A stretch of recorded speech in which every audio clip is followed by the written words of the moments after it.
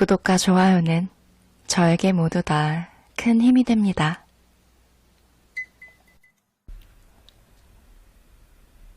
안녕하세요. 거북이의 별책부록의 거북이입니다. 세계 부자들 가운데 유독 유대인이 많은데요. 이들은 어릴 적부터 돈의 소중함과 힘을 배운다고 해요.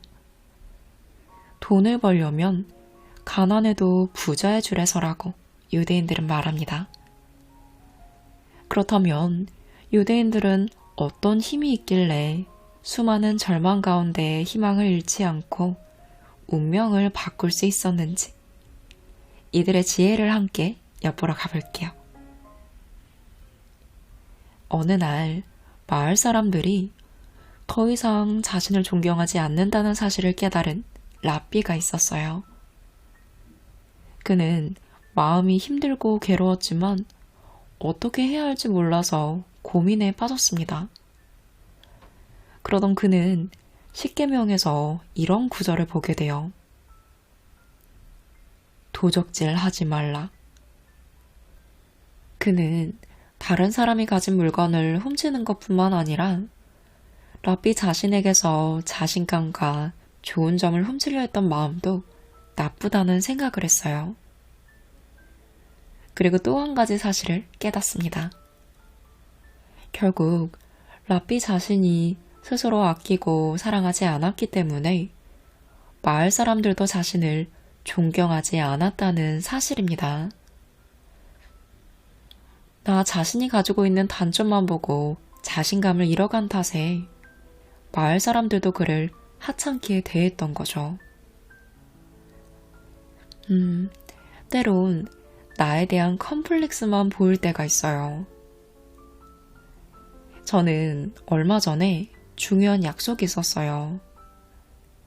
그래서 날씨도 더워졌는데 뭘 입고 나갈까 이것저것 입어보는데 그때 딱 맞아떨어지는 옷이 없는 거예요. 순간 요즘 앙버터빵이 유난히 맛있던데 그것 때문에 내가 뱃살이 늘어서 입을 옷이 없는 거구나 라는 생각이 딱 든 거죠. 그래서 무슨 옷을 입든 늘어난 것 같은 뱃살밖에 생각이 안 나는 거예요. 그때 딱 고개를 돌려서 거울을 봤는데 자신감이 없어서 어깨가 축 구부러진 제 자신이 보이더라고요. 사실 어깨와 가슴만 쫙 펴고 자세만 당당히 해도 체형이 달라 보일 텐데 말이죠. 이렇게 자신감을 잃으면 자신이 갖고 있는 장점을 잃어버리는 도둑질을 하는 행위와 같다고 해요. 여러분은 도둑질을 하는 어리석은 행동은 하지 않으시겠죠? 나 스스로 아끼고 사랑해야 다른 사람도 그렇게 대할 수 있습니다. 내가 누군가에게 후원하고 봉사할 때도 나에게 그런 능력이 있음을 믿어야 해요. 유대인들은 말합니다. 살면서 가장 중요한 것은 자신을 사랑하는 일이라고요. 나를 믿고 나를 사랑하고 나에게 확신을 가져야 무엇이든 당당하게 행동할 수 있습니다. 내가 먼저 나를 사랑해야 더 나은 사람이 되려고 희망을 가지게 되고 희망이 있어야 노력도 할 수 있습니다. 노력하다 보면 간절하게 바라던 것에 가까이 가게 되겠죠.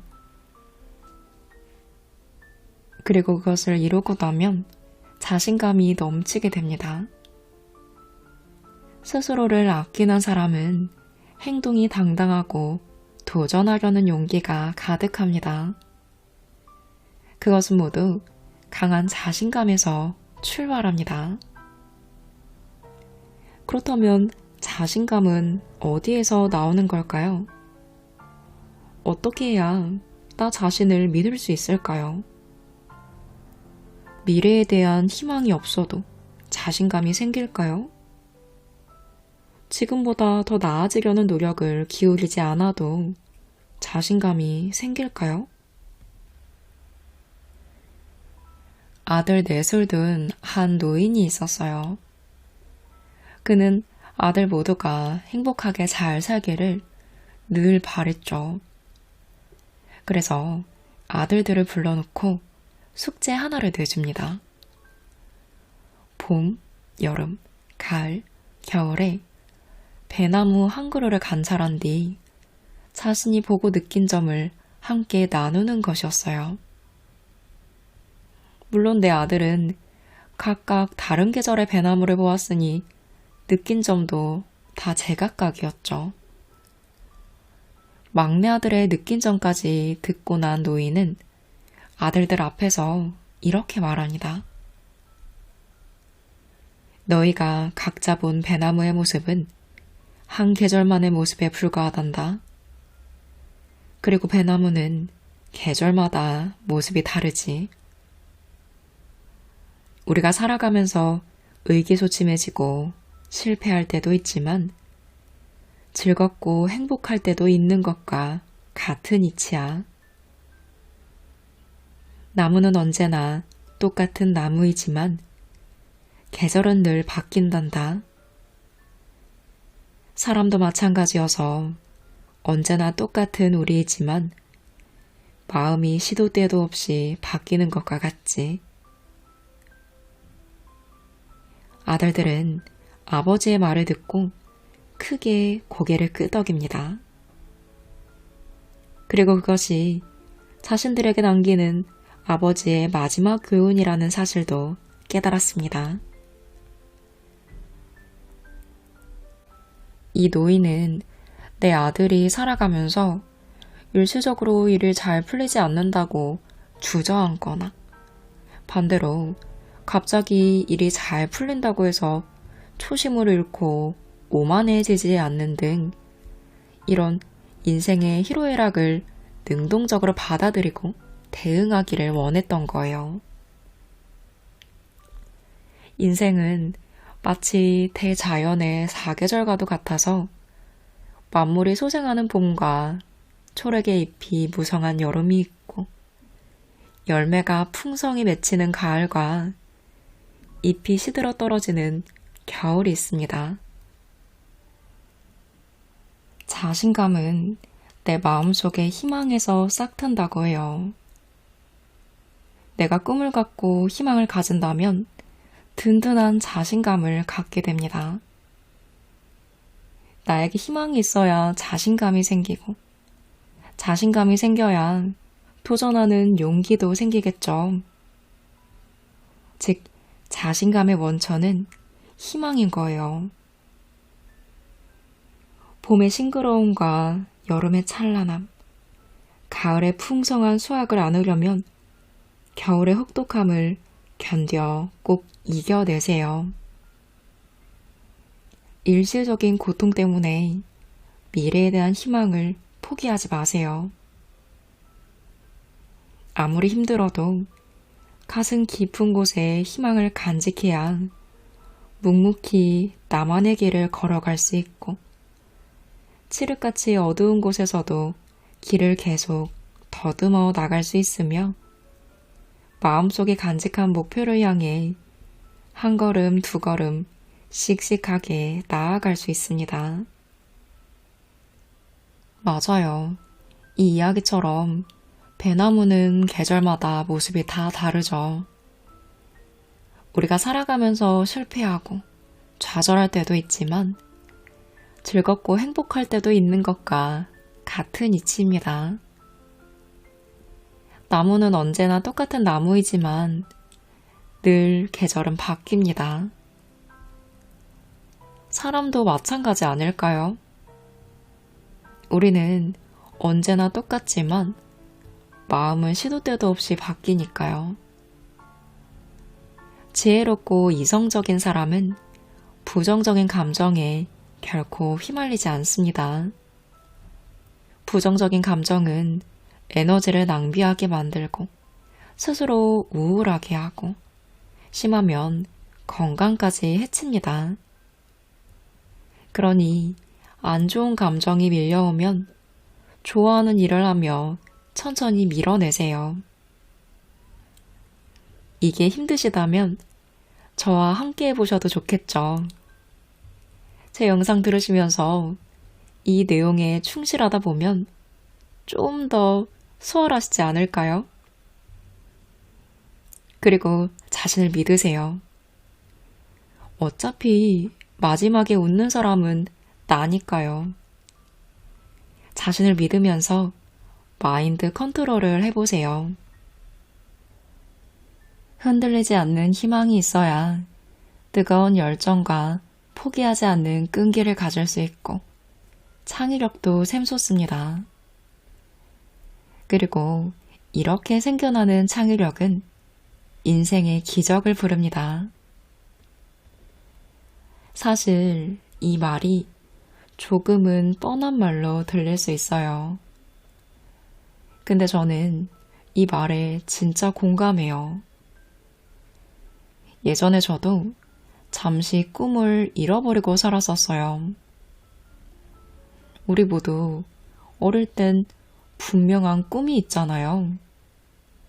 어른들이 너는 꿈이 뭐니? 라고 말할 때 기대 가득한 상상을 하며 말할 수 있는 꿈이 있었는데 저는 어느 순간 그 꿈이 흐지부지 되어버리고 정신을 차리고 꿈을 찾아보니 저 멀리 보이지 않는 곳에서 숨어 있더라고요. 꿈이 분명하지 않을 때의 저를 생각해보면 생기가 없었어요.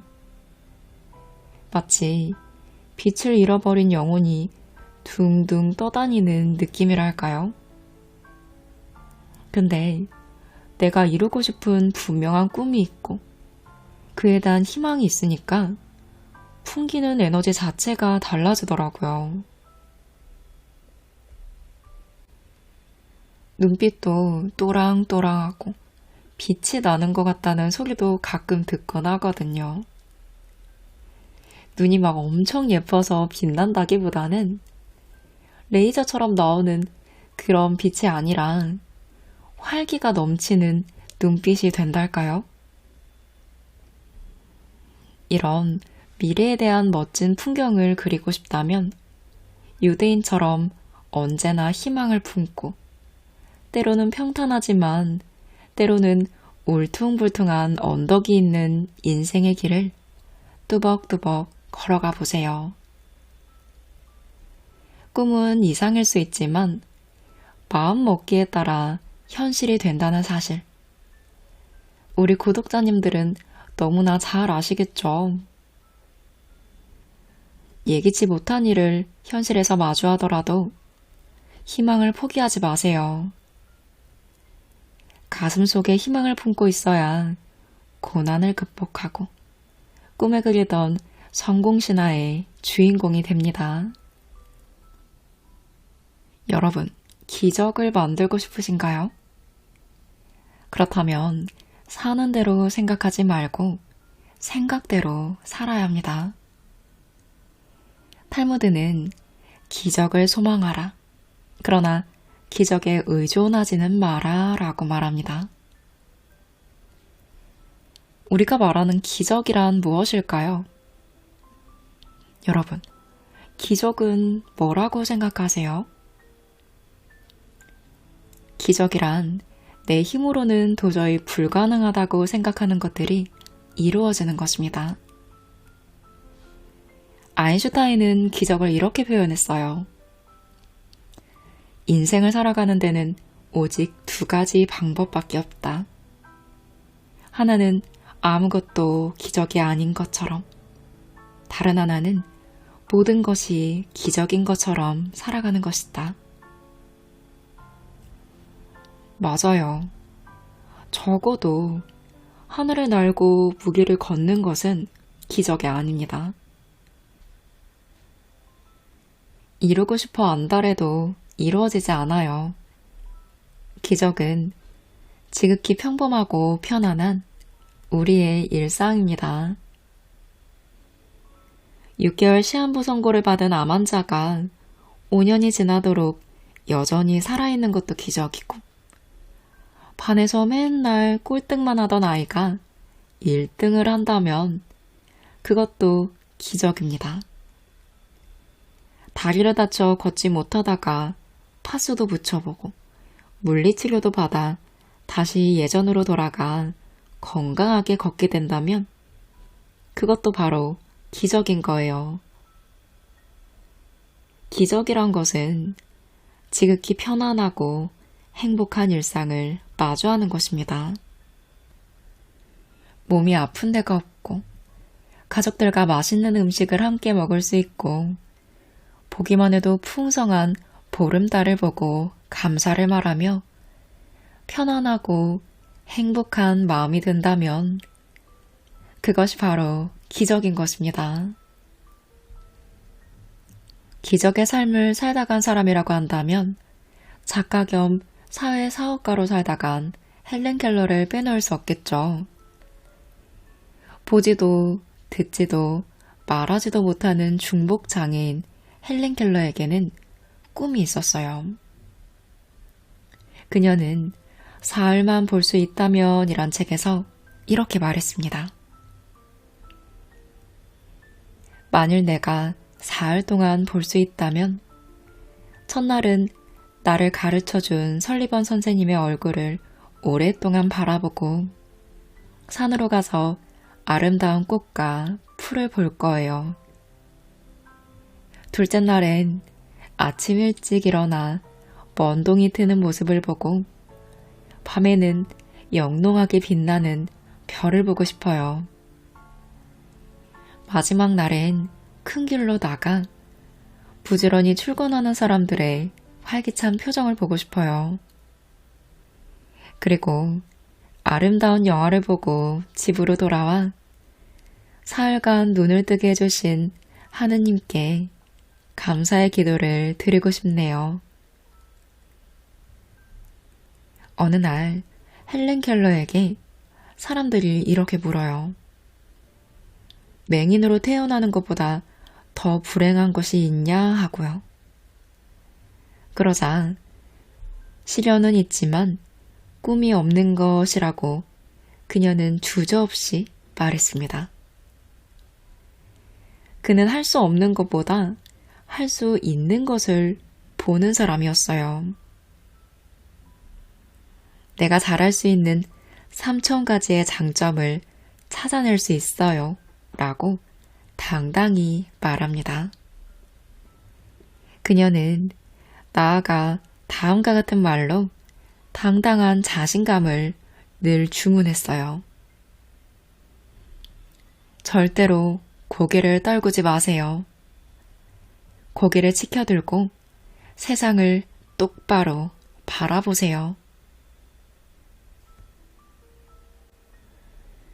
중복장애인 헬렌 켈러가 평범한 사람처럼 살기 위해 더 나아가 모든 사람이 존경하는 인물이 되기까지 얼마나 처절하고 치열하게 노력하며 살아왔는가를 생각해 본다면 우리의 기적의 답을 찾을 수 있겠죠. 이렇게 기적은 스스로 만들어내는 것입니다.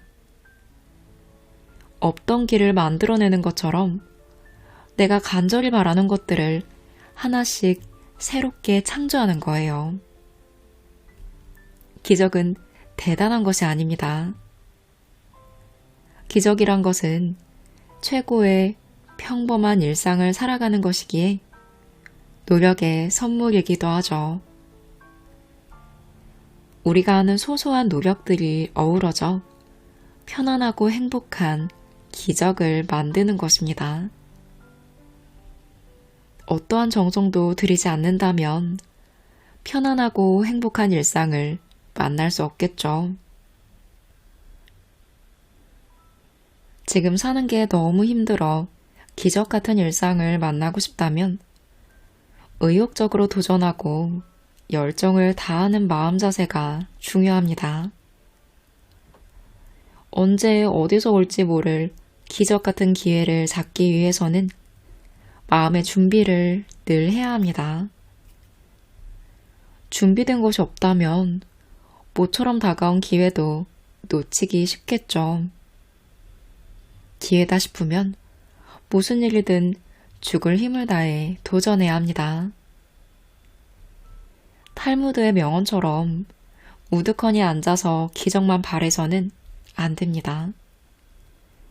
두려움을 밀어내고 일어나 당당히 도전해서 쟁취해보세요. 기적은 희박한 공기 속이나 무기를 걷는 것이 아니라 대지 위를 걷는 길입니다. 걸으면서 스스로 아름답다고 감탄하는 거예요. 내 두 발로 걸으며 세상을 호흡하고 바라본다는 것. 그리고 모든 것이 아름답게 느껴진다면 그것이 바로 행복한 일상, 기적을 드러낸 날입니다. 여러분, 그거 아시나요? 이 세상에 존재하는 모든 것은 존재할 이유가 있습니다. 이 세상에 존재하는 모든 것은 존재할 이유가 있다고 해요. 이에 관한 이야기를 하나 들려드릴게요. 밭에서 한 농부가 허리를 구부리고 땀을 뻘뻘 흘리며 잡초를 뽑고 있었어요. 이 잡초만 없다면 이렇게 고생하지 않을 텐데. 신은 왜 이런 하찮은 잡초를 만드셨을까? 일에 지친 농부가 혼잣말로 투덜거렸어요. 그러자 뽑혀나온 잡초가 이렇게 말했습니다. 우리도 쓸모있는 존재랍니다. 진흙 속에 뿌리 내려서 흙을 갈아주고 비가 내릴 때는 흙이 흘러내리지 않도록 막아주죠. 또 바람이 불어 모래나 먼지가 날리지 않도록 해주기도 한답니다. 이 밭을 지켜주고 있는 건 당신이 하찮게 여기는 우리랍니다. 농부는 그제서야 잡초가 얼마나 중요한지 깨달았어요. 그리고 다시는 잡초를 하찮게 생각하지 않았습니다. 이렇게 신은 세상에 있는 모든 것을 저마다 어딘가에 쓸모가 있도록 만드셨어요. 이렇게 낡고 하찮으면서도 초라하게 여기는 무언가도 언제 어딘가에서 도움을 줍니다. 누구나 하찮게 여기는 잡초도 진흙 속에 뿌리를 내려서 흙을 갈아주고 비가 내릴 때는 흙이 흘러내리지 않도록 막아주고 또 바람이 불어 모래나 먼지가 날리지 않도록 하듯 세상에 태어난 이상 우리 모두는 각자 어떤 역할을 타고났어요. 태어나지 말았어야 하는 것은 단 하나도 없습니다. 모두가 중요하고 세상에 꼭 필요한 존재이죠. 전 세계 어디를 찾아봐도 나와 똑같은 사람은 없습니다. 나는 단 하나밖에 없는 존재예요. 어떤 노래 가사처럼 반드시 최고일 필요는 없어요. 탈무드는 우화를 통해 말합니다. 단 하나, only one인 자신을 믿으라고요. 나의 가슴에서 울려나오는 소리를 따라 인생을 걸어가는 사람은 아무리 비루한 생활을 할지라도 천하지 않습니다. 다만 어디로 가든지 길을 떠나기 전 자신이 꼭 그 길을 걸어가야 하는지는 깊이 생각해야 합니다. 그리고 나서 마지막으로 자신에게 한 가지 질문을 하세요. 이 길이 과연 내 가슴이 시키는 길인가 하고요. 만약 그렇다면 그 길은 옳은 길이고 그렇지 않다면 그 길은 잘못된 길입니다. 인생은 동전의 양면과 같다고 해요. 앞면에는 행복이라는 그림이 그려져 있고 또 뒷면에는 불행이라는 그림이 그려져 있습니다. 그 둘 중에서 어느 쪽을 선택하느냐는 자신의 몫입니다. 스스로 어느 쪽에서 살 것인가를 늦지 않게 결정해 보세요. 무엇을 생각하고 어떻게 느끼는가는 스스로 선택하는 것이니까요. 결국 인생은 자신의 선택이고 몫입니다. 오늘은 유대인들의 지혜를 살짝 엿보았어요. 제가 와닿았던 포인트를 정리해보자면, 살면서 가장 중요한 것은 자신을 사랑하는 일이다. 나를 믿고 나를 사랑하고 나에게 확신을 가져야 무엇이든 당당하게 행동할 수 있다. 이 자신감은 내 꿈과 희망에서 나온다. 결국 마지막에 웃는 사람은 바로 나라는 확신을 갖고 끊임없이 노력하며 인생의 주인공이 되자. 나의 소소한 노력들이 모여 편안하고 행복한 일상을 만든다. 내가 보고 느끼는 모든 것은 기적이다. 하나뿐인 나 자신을 믿고 행복을 선택하자 정도로 정리할 수 있을 것 같아요. 오늘 함께한 책은 김정한 저자의 유대인의 1% 부의 지름길이란 책입니다. 제목만 봤을 땐 돈에 관한 내용이 많을 것 같았는데 그런 내용보다는 부자가 되기 위해서 어떻게 사고해야 하는지, 힘든 고난을 극복하고 부를 이룬 유대인들은 어떻게 사고해서 나만의 인생을 살며 부를 이룰 수 있었는지, 탈무드 이야기를 통해 생각의 방향을 알려주는 책이었어요. 이 책의 매력은 탈무드 우화뿐만 아니라 그 우화는 어떤 의미를 담고 있는지에 대한 풀이를 이해하기 쉽게 덧붙여서 설명해 놓은 거라고 생각해요. 탈무드 이야기는 원래 재밌잖아요. 그 동시에 깊은 뜻을 담고 있는데요. 아, 이 이야기에는 이런 깊은 의미가 담겨 있었구나 라는 것을 쉽게 알 수 있었어요. 부자가 되려면 어떻게 생각을 전환해야 하는지, 어떤 지혜를 발휘해야 하는지에 대한 좋은 습관과 힌트를 알 수 있는 책입니다. 저는 우화들은 한 번 읽고도 기억에 남아서 참 좋아하는 편이라 더욱 재미있게 읽었어요. 탈무드의 작은 지혜가 여러분의 기적이 되길 바라며 영상 마치겠습니다.